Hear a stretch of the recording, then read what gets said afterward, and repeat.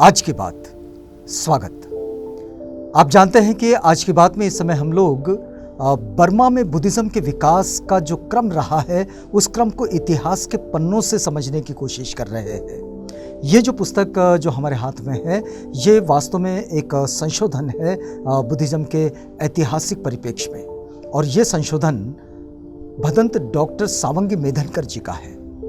आइए इसमें आगे बढ़ते हैं कि बर्मा में बुद्धिज़्म कैसे फैला। तो हम पिछली कड़ी में ये ज़रूर देखें कि बर्मा में जिस तरह चपटा श्रामणेर लौटे और उसके बाद वहाँ थेरवाद का प्रभाव हुआ, क्योंकि वे सिहल से उपसंपन्न होकर आए थे। और उसके बाद धीरे धीरे जैसे कुबिले खान ने भी पेगान पर आक्रमण कर दिया और वहाँ आक्रमण करने के बाद वो उनके अधीन हो गया। तो इस तरह से ये क्षेत्र कुबिले खान के प्रभाव में भी आने के बाद फिर यहाँ बुद्धिज़्म का प्रभाव पड़ा, लेकिन तब कुछ स्थविरवाद और कुछ थेरवाद बना रहा। लेकिन धीरे धीरे ये सारी चीज़ें एक विशिष्ट स्थिति में पहुँचती चली गई और थेरवाद का प्रभाव बढ़ता चला गया। अब देखिए कि मंगोल शासकों ने स्वर्णभूमि में पहुँचने पर जनता का धर्म बौद्ध धर्म अपना लिया था। मंगोल शासक जब गए वहाँ कुबिले खान गए तो वहाँ जबकि मंगोल का राजधर्म जो है, मंगोल का राष्ट्र धर्म जो बौद्ध था, तो वही उसी के प्रभाव में बर्मा भी आ गया। और पेगु के राजा वरेरु ने कुछ विद्वान भिक्षुओं की सहायता से पहला विधान संग्रह बनाया। कुछ विद्वान भिक्षुओं को इकट्ठा करके उन्होंने एक संग्रह बनाया जो कि विधान था।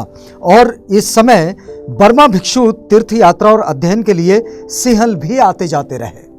तो ये दोनों चीज़ें एक साथ जुड़ गई। एक तो विद्वान भिक्षुओं से संग्रहण करके उसका एक विधान बना लेना, और दूसरी बात बर्मा के भिक्षु का सिहल आते जाते रहना, क्योंकि सिहल में बुद्धिज़्म के शिक्षा दीक्षा की प्रशिक्षण की पूर्ण व्यवस्था तभी विकसित हो चुकी थी।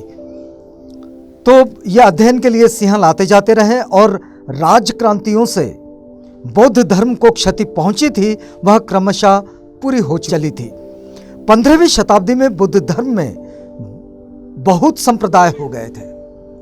15वीं शताब्दी के आते आते बुद्ध धर्म कई स्कूल्स में विभाजित हो गया था, और इसके पश्चात राजा धम्मचेती का तेजपूर्ण युग आया।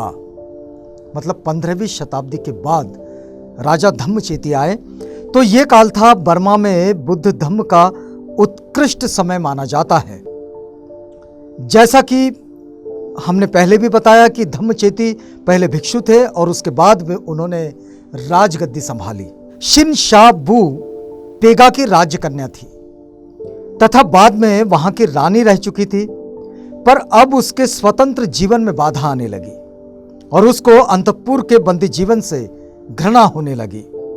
भिक्षु धम्मचेती और एक अन्य भिक्षु शाबरानी यानी कि शिनशाबू के अध्यापक रहे। धम्मचेती जब भिक्षु थे तो वे उनके अध्यापक रहे, और उन दोनों की सहायता से रानी बंदी गृह से भागने में सफल हुई। फिर ईस्वी सन 1453 में वह पेगु की रानी बनी।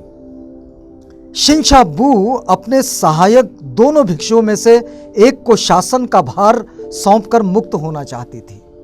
अब ये रानी जो बुद्धिज़्म की शिक्षा प्राप्त की, तो उन्हें लगता था कि उनके जो दोनों सहायक भिक्षु हैं जो कि उनके अध्यापक भी हैं, इनमें से किसी एक पर राज्य की जिम्मेदारी देकर वो अपने भार से मुक्त होना चाहती थी। उनका दोनों पर ही समान प्रेम था, इसलिए दोनों में से किसी एक को कुछ कहना उसके लिए आसान काम नहीं था, और इस कारण उसने बीच का मार्ग अपनाया। एक दिन दोनों भिक्षु भोजन के लिए राजभवन में पधारे, तो रानी ने एक जैसे दो भिक्षा पात्रों में से एक में गृहस्थ परिधान और 5 राज चिन्हों के छोटे छोटे नमूने रख दोनों पात्र दोनों भिक्षुओं के सामने रख दिए। संयोग से गृहस्थ परिधान वाला पात्र धम्मचेती के सामने पड़ा। इच्छा ना होने पर भी धम्मचेती को भिक्षु जीवन छोड़ना पड़ा। रानी ने 2 समान पात्र बनाए भिक्षा पात्र, और एक में गृहस्थ के लिए जो चीज़ें होती है वो रख दी, और एक में भिक्षुओं के लिए जो चीज़ें होती हैं वो रख दी। और संयोगवश वो जो पात्र हैं वो एक पात्र धम्मचेती के हाथ में आया जिसमें गृहस्थ जीवन की चीज़ें थी और उन्हें इच्छा ना होने पर भी अपने भिक्षु जीवन को छोड़कर राजपाट को संभालना पड़ा। और शिनशाबू ने उसे पहले अपना प्रधानमंत्री बनाया। बाद में रानी ने अपनी पुत्री के साथ धम्मचेती का ब्याह कराकर उसे राज्य सौंप दिया और इस तरह से धम्मचेती वहाँ का राजा बना।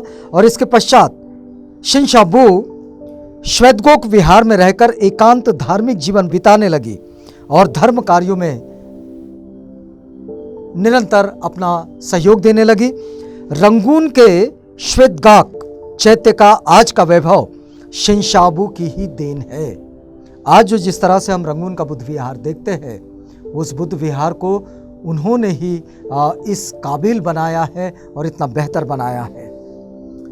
शासक होने के बावजूद भिक्षु जीवन के प्रति धम्मचेती का मोह वैसे ही बना रहा। उसके राज्यकाल में बर्मा के इतिहास ने एक नया मोड़ लिया और धर्म में सुधार के उसके प्रचार के धम्मचेती में प्रबल इच्छा थी। उसने 1472 ईस्वी में अपने शिल्पकार बुद्ध गया भेजे ताकि वे स्वदेश लौटकर वैसा ही विहार राजधानी में बना सके। और विद्वानों का मत है कि कल्याणी का जो शिलालेख है राजा धम्मचेती का ही खुदवाया गया है और जिसमें विनय एवं इतिहास उत्कीर्ण है। ये जो आगे की धम्मचेती की जो जानकारी है और धम्मचेती का आगे का जो इतिहास है, वो इतिहास हम आप तक पहुंचाएंगे अगली कड़ी में। यहाँ रुकते हैं इस वादे के साथ कि कल आपसे पुनः मिलेंगे जब हम धम्मचेती, जो कि एक भिक्षु से राजा बने और फिर बर्मा में उन्होंने बुद्धिज़्म को उसके चरम पर पहुंचाया, तो बुद्धिज़्म के प्रचार प्रसार में धम्मचेती का जो योगदान आता है उससे हम जुड़ेंगे अगली कड़ी में। यहाँ रुकते हैं इस वादे के साथ कि कल आपसे पुनः मिलेंगे। तब तक के लिए हमें इजाज़त दीजिएगा।